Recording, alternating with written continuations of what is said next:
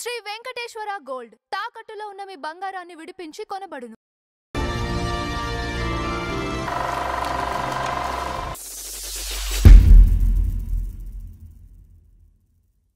నమస్కారం నందమూరి చంద్రరావు గారు. నమస్కారం అంజబాబు స్వామి గారు. ఈ రోజు మన ఫ్లాష్ బ్యాక్ లో అండి, లాస్ట్ టైం మనం సుత్తి వీరభద్రరావు గురించి మాట్లాడుకున్నాం. అవును, మరి సుత్తి జట్టులో ఒక పార్ట్ గురించి మాట్లాడుకున్నాం. మరి రెండు ఆయన ఉన్నారు కదా, సుత్తివేలు గారు. అంతకుముందు కూడా కోటగారి కాంబినేషన్ బాబు మోహన్ గారి గురించి మాట్లాడుకున్నాం. అప్పుడే ఆ ఎపిసోడ్ లోనే మనం అనుకున్నాం సుత్తివేలు గారి గురించి మాట్లాడుకోవాలి. సో ఈ రోజు సుత్తివేలు గారి గురించి మాట్లాడుకున్నాం. ఒక కంట హాస్యం, ఒక కంట కరుణరసం, రెండు పండించగల ప్రతిభాశాలి సుత్తివేలు గారు. సో మీరు ఒక కంట హాస్యం, రెండో కంట కరుణరసం. సో హాస్యం ఇది ప్రతిభాశాలి. ఈ రెండింటిని కంపారిజన్ చేస్తూ కొన్ని ఉదాహరణలు చెప్పండి. హాస్యం ఉదాహరణలు చెప్పండి. తర్వాత హాస్యం ఉదాహరణ ఎందుకు, చిరంజీవి సినిమా ఉంది చంటబ్బాయి, ఏది గుండేసుకుని వచ్చి సోలోగా కాంబినేషన్ లో 4 స్తంభాలు అటు ఉంది. ఆ 4 స్తంభాలలో సుత్తి గురించి చెప్తూ జంజాల గారి చమత్కారం చూడండి. ఈ సుత్తి ఇప్పటి నుంచి కాదంట, మన మహాభారత కాలంలో కాదు, రామాయణ కాలం నుంచి ఉందట. జంజాల గారి చమత్కారం ఇది, ఏలుగారిది కాదు. కాబట్టి సుత్తి కొట్టించుకుని తిడతా ఉంటాడు ఈయన. ఎవరు 4 స్తంభాల అట్లో, ఓరి అట్ల వెధవా, పింజారి వెధవా, ఆ వెధవా, ఈ వెధవా, అయ్యా ఎట్లా సుత్తి ఎందుకంటే అంటూ ఉంటాడు వేలుగారు. అసిస్టెంట్ అంటే ఎప్పుడు కూడా ఓనరు, నౌకరు, లేకపోతే యజమాని, బంటులాగా వీళ్ళ క్యారెక్టర్స్ ఉండేవి. ఇలా ఉంటున్నప్పుడు ఆ వీరభద్రరావు గారి కూతురు వచ్చి, ఏంటి ఇలా పడుకున్నారండి, మీ నాన్నగారు దెబ్బమ్మ. అసలు సుత్తి అంటారు ఏంటంటే, మీరు మీ నాన్నగారు సుత్తికి పడుకున్నారంటారు, సుత్తి అంటే ఏంటండి అన్నారు. ఇది ఇప్పటిది కాదమ్మా, రామాయణ కాలం నుంచి ఉంది. రాముడు అరణ్యవాసానికి వెళ్ళిన తర్వాత, అంటే ఇది చెప్పుకొని తీరుతారు, అరణ్యవాసానికి వెళ్ళిన తర్వాత భరతుడు నాకు వద్దని చెప్పి తల్లిని ఇది చేసి నిందించి రాముడిని వెనక్కి తీసుకురావడానికి వస్తాడట. ఎవరు? భరతుడు వచ్చి నా కాళ్ళు పెట్టి, అన్నయ్య నువ్వు నా మాట మన్నించి, నువ్వు తప్ప అర్హుడు కాదు రాజ్యానికి, అంచేత నువ్వు వచ్చి నీ సింహాసనం తీసుకో అంటాడు. నేను ఎలా కూర్చుంటాను అనుకుంటున్నావు, నువ్వు అధిరోహించాల్సిన సింహాసనాన్ని అని అంటే, అప్పుడు రాముడు అన్నాడంట, నాయనా భర్త, నేను ఇప్పుడు వచ్చేసాను, తండ్రి మాట కాదన్నట్టుంటుంది. తండ్రి మాట గౌరవించడానికి, ఇటు పక్క మన రఘువంశ గౌరవాన్ని ఇచ్చేయటానికి, ఇంకో పక్క మన పిన్ని గారి ఇచ్చిన వరాలని ఇచ్చేయటానికి, ఆ తర్వాత ఒక అన్నగా నేను ఒక ప్రజల పక్షాన్ని నేను నిలబడటానికి, ప్రజలను గౌరవించడానికి, తండ్రి వాక్య పరిపాలన చేయటానికి, ఇన్ని విషయాలను ఇందులో నేను వచ్చేసాను అనుకో, ఇప్పుడు ఇవన్నీ సంస్కారం అంతా పోతుంది వింది, అంచేత నేను ఇప్పుడు రాలేను బాబు అని చెప్పి ఇంకా కొన్ని విషయాలు చెప్పాడట రాముడు. చెప్తే అన్నాడంట, అన్నయ్య నేను రాను అని ఒక్క మాట చెప్తే చాలు, ఇంత సుత్తగా నేను రాలేను తమ్ముడు అంటే ఓ మాటతో సరిపోయేది కదా. నువ్వు ప్రజాపాలన, తండ్రి పాలన, తల్లి పాలన, పిన్ని పాలన, ఇది చెప్పాలా? జంజాల గారు చమత్కారం, దాని గురించి చెప్తున్నారు. బాగా చెప్తాడు కూడా, ఈయన వాయిస్ కూడా భలే ఉంటది. పైగా స్లో మాడ్యులేషన్. ఇప్పుడు ఈ జంట ఏంటో తెలుసండి, వీరభద్రరావు స్పీడు, పింజారి విధవ, నీ నోట్లో మైనం పోస్తా అంటే ఇట్లా ఉంటాడు ఆయన. ఈయన అయ్యా ఎంత తిట్టాలా అయ్యా అంటాడు ఈయన. వీళ్ళ మాడ్యులేషన్స్ కూడా చాలా వేరియేషన్స్ ఉంటాయి. అంటే ఒకసారి గుర్తు చేసుకుంటారని చెప్తున్నా. అంటే మనం అంత బాగా చెప్పలేము వాళ్ళలాగా, అది చెప్తున్నాను. ఈయన పేరు కురుమద్దాలి. అయితే సెంటిమెంట్ కూడా ఒక 4 సినిమాలు చెప్పుకుందాం. సెంటిమెంట్ కలికాలం, తర్వాత ఈ ప్రతిఘటనలో పోలీసు అన్యాయం అయిపోయిన పోలీసు ఈ ధర్మం గురించి మాట్లాడుతున్నారు కానీ పోలీసుని బయటికి గెంటేస్తారు, ఇతన్ని పిచ్చోడు అయిపోతాడు. పోలీస్ సిన్సియర్ కానిస్టేబుల్ పిచ్చోడు అయిపోతే అక్కడి నుంచి ఒక పాట కూడా పెట్టాడు. శ్రీకృష్ణ గారు బాగా ఎస్టాబ్లిష్ చేశాడు ఆయన. తర్వాత కలికాలం జయసోద్ తీసింది ఒక సెంటిమెంటల్ సీన్. ఆ కథ నాకు గుర్తులేదు, బాగా చెప్పకూడదు కానీ కలికాలం అనే సినిమా మొత్తం వేలుగారి హీరో, చంద్రమోహన్ జయసుధ నిర్మాత. దాన్ని బట్టి ఆలోచించుకోండి. అప్పుడెప్పుడు గురువుగారు చేయాల్సిన క్యారెక్టర్ గురువుగారిని అనుకుని ఆ తర్వాత వేలుగారిని పెట్టి ఆయనకు అవైలబుల్ కాక వేలుగారిని పెట్టి తీశారు. అంత అంత పవర్ఫుల్ సబ్జెక్ట్ అది, ఫ్యామిలీ సెంటిమెంట్. ఏమండి ఇలాగా తండ్రి క్యారెక్టర్లు ఎక్కువ చేశారు. ఆ తర్వాత ఈ ఆడపిల్లల గురించి బాధపడే క్యారెక్టర్, ఆడపిల్ల ఏదైనా తప్పు చేస్తే దాన్ని తండ్రిగా బాధపడే క్యారెక్టర్, ఒక చోట కూతురు అన్యాయం అయిపోతే అది తెలుసుకుని వెళ్ళి బోరుని ఏడ్చి కూతుర్ని ఓదార్చలేక అలా తీసుకొచ్చే క్యారెక్టర్, ఇవన్నీ చాలా చేశాడండి. అంటే సినిమాలు గుర్తు రావట్లేదు, సినిమాలు గుర్తు రాకుండా చెప్పడం అనేది కరెక్ట్ కాదని నేను చెప్పలే, బట్ నాకు గుర్తుంది ఇది. ఇటు ఒక రకంగా రెండు బ్యాలెన్స్ గా చేశాడు. పెర్ఫార్మెన్స్ ఓరియంటెడ్ ఆర్టిస్ట్ వేలుగారు అండి. సెంటిమెంటల్ క్యారెక్టర్స్ చేయటంలో మాస్టర్ అండి. పైగా ఆ ఫేస్ కూడా చాలా ఇదైపోయింది. ఇటు హాస్యంలో కూడా మాస్టరే, రెండు మాస్టర్ అండి. అందుకే నేను ఆ రెండు పదాలు ఉపయోగించాను. కరుణ రసాన్ని పండించడంలో చాలా మాస్టర్.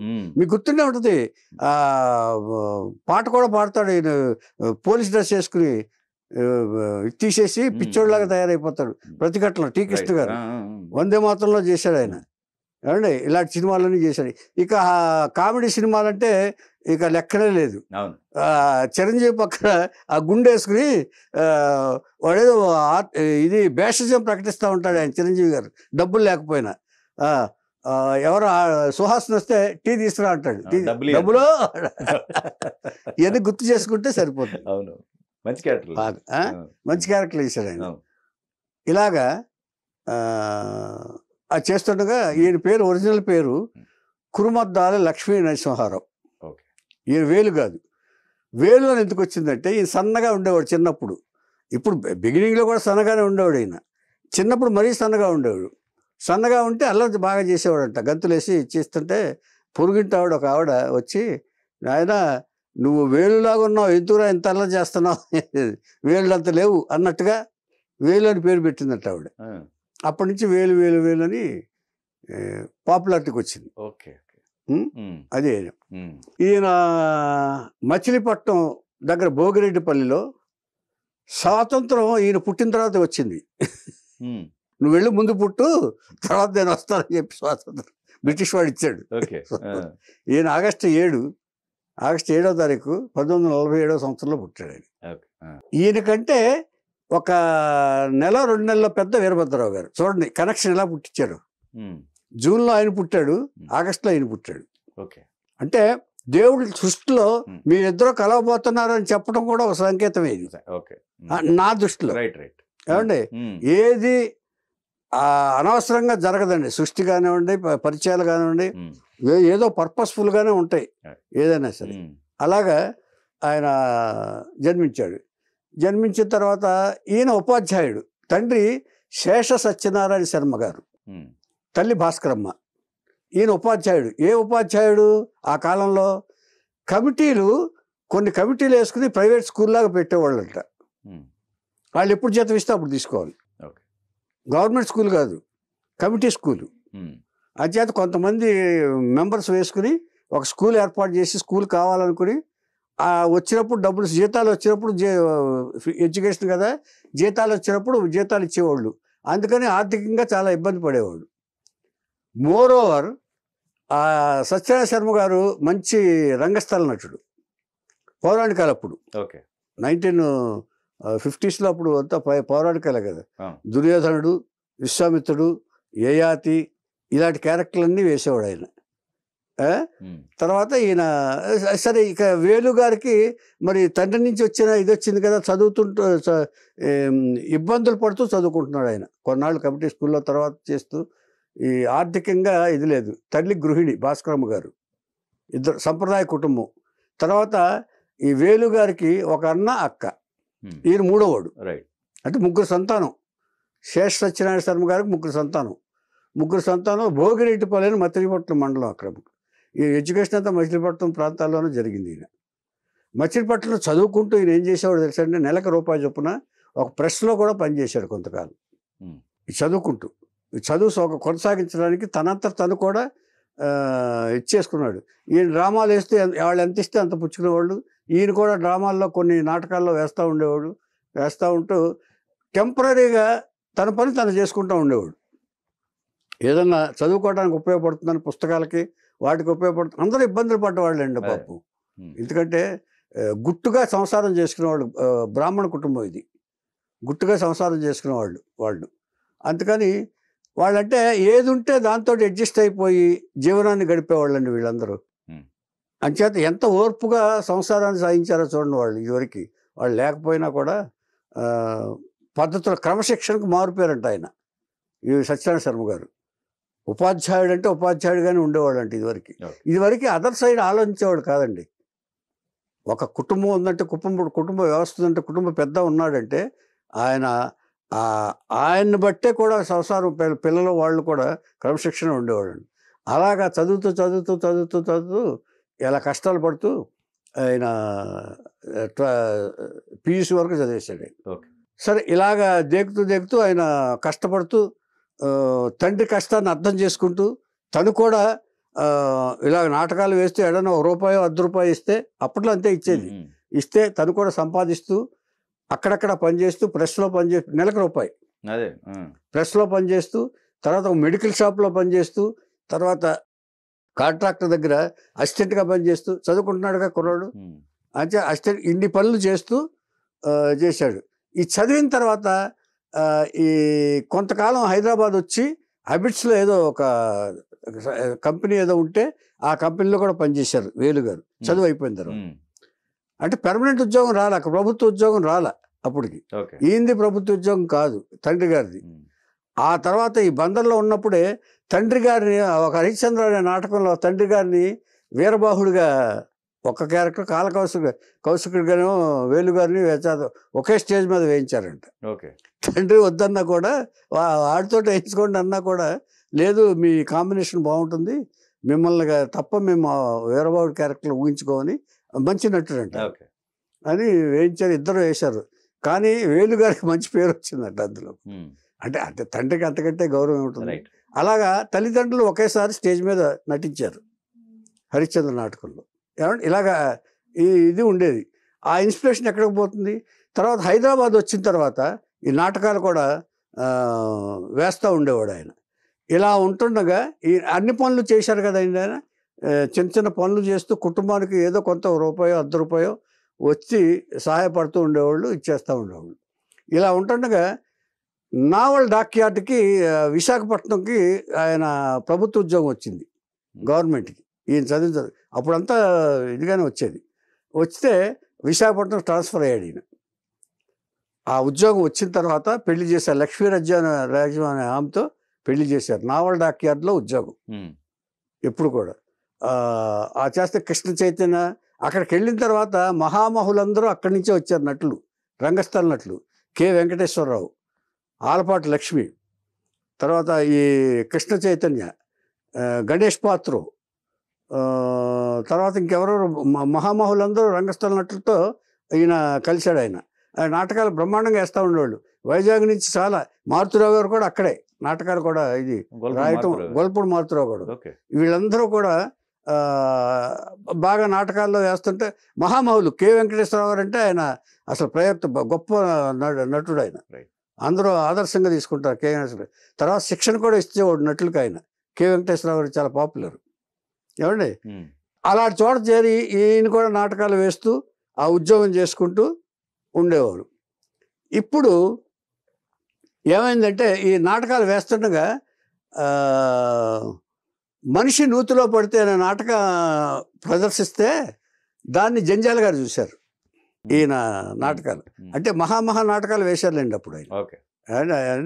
దీనికి కనెక్షన్ ఏంటంటే జంజాల గారు చూసిన నాటకం మనిషి నూతిలో పడితే చూసి ఈ నటన బాగా నచ్చింది. జంజాల గారు పట్టుకుని ఆయనకి వైజాగ్ అంటే ఇష్టం ఎక్కువ, షూటింగ్ ప్లేసెస్ జంజాల గారికి. ఏ సినిమా తీసినా మీరు తీసుకోండి, వైజాగ్ తప్ప ఇంకోటి తీయలేడు. వైజాగ్, భీమిలి, ఆ సముద్ర తీరాలు ఇవన్నీ కూడా బాగా ఇష్టం ఆయనకి. ముద్దమందారం తీస్తూ, ముద్దమందారం అంటే ప్రదీపు, పూర్ణిమ ఏమండి ఇంట్రడ్యూస్ చేస్తూ ఈయనకి ఒక హోటల్లో వీళ్ళు హోటల్లో ఉంటారు కదా, ఆ హోటల్ కింద ఫ్రంట్ ఆఫీస్లో క్లర్క్గా వేశాడు ఈయన్ని. ఒక చిన్న క్యారెక్టర్ ఊరికే చూద్దామని. క్లర్క్గా వేసినా కూడా ఈయన మాడ్యులేషన్ డిఫరెంట్ కదండి వేలు గారిది.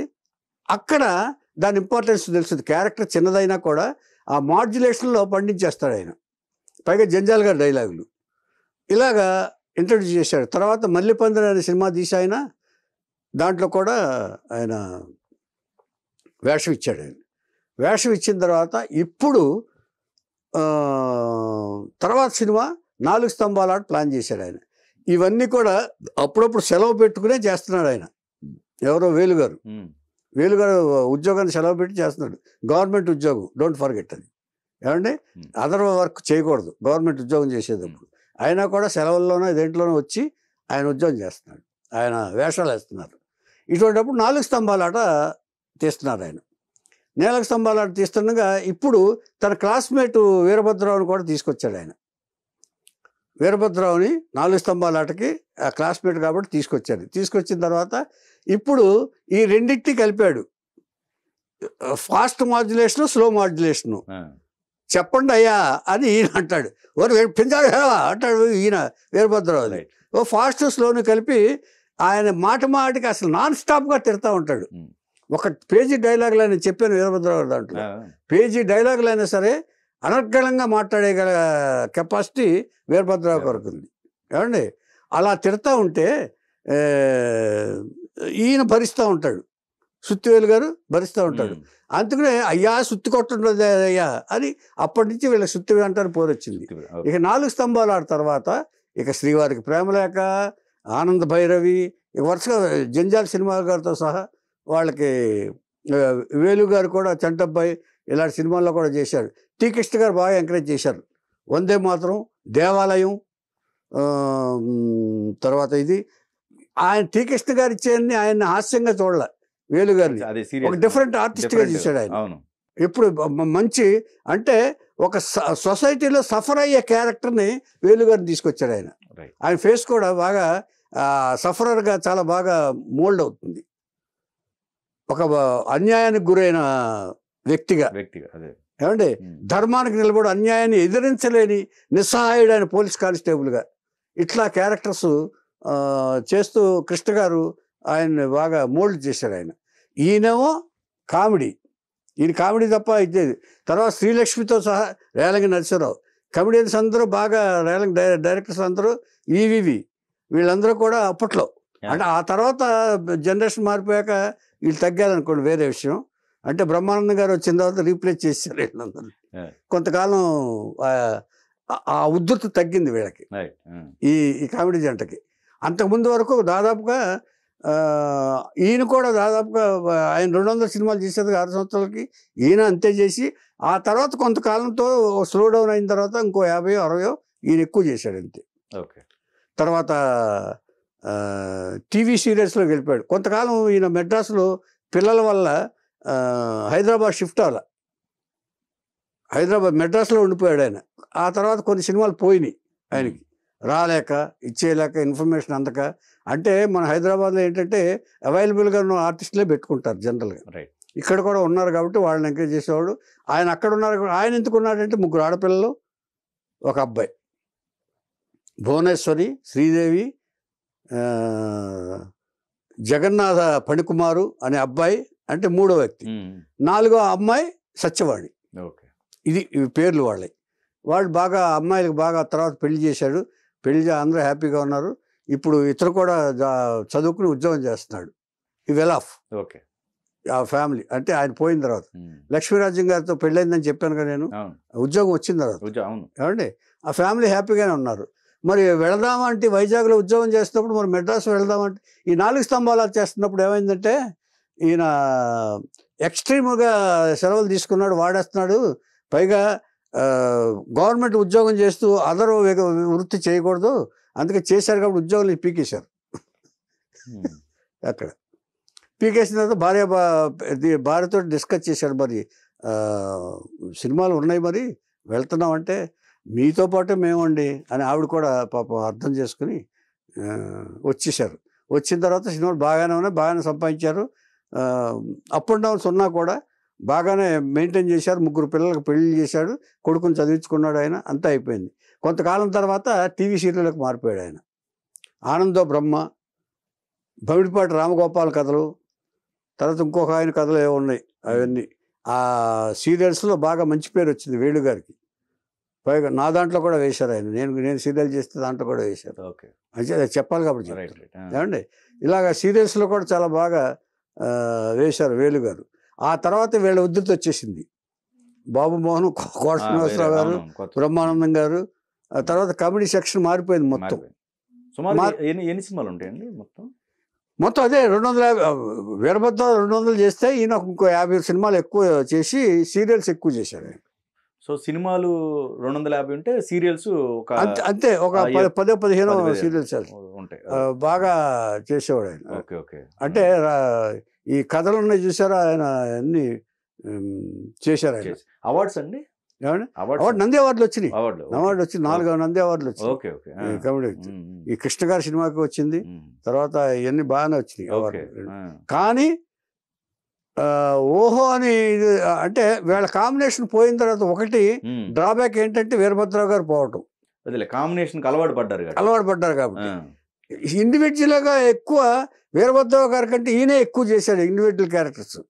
ఆర్టిస్ట్గా ఒక రకంగా చెప్పాలంటే ఇండిపెండెంట్ క్యారెక్టర్గా చేసింది ఎక్కువ. అంటే ఫిట్ ఫర్ ఎవ్రీథింగ్. ఈయన అన్ని రసాలని పోషించగల నటుగా ఈయనకి ఎక్కువ క్యారెక్టర్లు వచ్చినాయి. ఫిమేల్ క్యారెక్టర్స్ అంటే శ్రీలక్ష్మి గారితో కూడా కాంబినేషన్స్ ఉన్నాయి. శ్రీలక్ష్మి కాంబినేషన్తో వచ్చింది. రోమర్ కూడా వచ్చి ఆవిడ లక్ష్మీరాజు గారు ఒకసారి ఏడుస్తుంటే ఏంటి ఇది అందరూ చెప్పుకుంటున్నారు మీకు శ్రీలక్ష్మి గారికి ఏదో, అయ్యో నాకు చెల్లెలు లాంటిది ఆవిడ, నేను ఎలా చేస్తాను, పైగా నేను 3 పిల్లల తండ్రిని. ఈయన చాలా ఇదిగా చెప్పాడంట. నువ్వు ఎప్పుడు అలా నా గురించి అలా అనుకోబాకు. ఇంచేతంటే వాళ్ళకి చెప్పటం వాళ్ళ అలవాటు, నువ్వు వింటూ నీ పొరపాటు. అంతేగాని భర్త మీద నీకు నమ్మకం లేదా, పైగా నేను 4 బిడ్డల తండ్రిని ఎలా అనుకుంటావు నువ్వు, పైగా ఆవిడ పాపం ఆవిడ మీద అభాండం వేయకు నువ్వు అని చెప్పి చాలా ఇదిగా ఆయన మీడియా ద్వారా కూడా చెప్పాడు. ఇలా ఎవరు అనుకోవద్దు, అలా తప్పుగా అనుకోవద్దు. ఇంచేతంటే మేము ఎక్కువ పిక్చర్లు చేసినంత మాత్రాన ఏదో ఇది ఉన్నట్టు కాదు. మేము చాలా మీరు అనుకుంటున్నంత ఇదిలో మేము ఉండం. మేము చాలా పవిత్రంగా వృత్తిని పవిత్రంగా చూస్తాం, పవిత్రంగా చేస్తాం. మేము మాది అన్నా చెల్లెల బంధం అని ఆవిడకే కన్విన్స్ చేశాడు, వీడికి కన్విన్స్ చేశాడు. ఇలా చేస్తుండగా కొంతకాలం తర్వాత హైదరాబాద్ వచ్చారు ఆయన. హైదరాబాద్ వచ్చి సీరియల్స్లో బాగా చేశారు. చేసిన తర్వాత ఇప్పుడు ఈయనకి 3 పిల్లల పెళ్ళిళ్ళు చేశాడు ఆయన. అంటే ఓహో అని ఈయనేమి సంపాదించలేదండి. ఈ ఇబ్బందులు పడ్డారు కొంచెం. ఇచ్చేదంటే ఆస్తి ఉన్నా కూడా ఎంతకాలం ఉంటుందండి అది. ఇప్పుడు సంపాదించింది అప్పట్లో సంపాదించింది, ఆ తర్వాత ఉద్ధృతం అయింది తప్ప రెమ్యునరేషన్స్ అప్పట్లో వాళ్ళు ఇచ్చినప్పుడు పెద్దగా లేదండి, తక్కువే. అది ఎంతవరకు ఉపయోగపడుతుంది వాళ్ళ ఎడ్యుకేషన్కి, పిల్లల పెళ్ళిళ్ళకి, తర్వాత ఒక ఫ్లాట్ కొనుక్కోవడానికి. రంగరాజపురంలో ఒక ఫ్లాట్ కొనుక్కున్నాడు అంతే. ఆ దగ్గరలోనే వీరభద్రరావు గారు కూడా కొనుక్కున్నారు. కాకపోతే వీరభద్రరావు గారు అబ్బాయి చాలా పై స్థాయికి వెళ్ళిపోయాడు ఆయన. ఇది అంటే ఇద్దరు ఒకేలాగా ఇచ్చేశారు ఏమండి. ఆ తర్వాత వీరభద్రరావు గారు కూతురు చనిపోయింది చెప్పాను కదా. తర్వాత ఇలాగా ఈయన కూడా చాలా పద్ధతిగా ఉండేవాడు అండి. ఫ్యామిలీ పట్ల చాలా ఇదిగా ఉండేవాడు ఆయన. అందరికీ అనుకూలంగా ఉండేవాడు ఆయన, అందరి పట్ల ఇదిగా ఉండేవాడు ఆయన.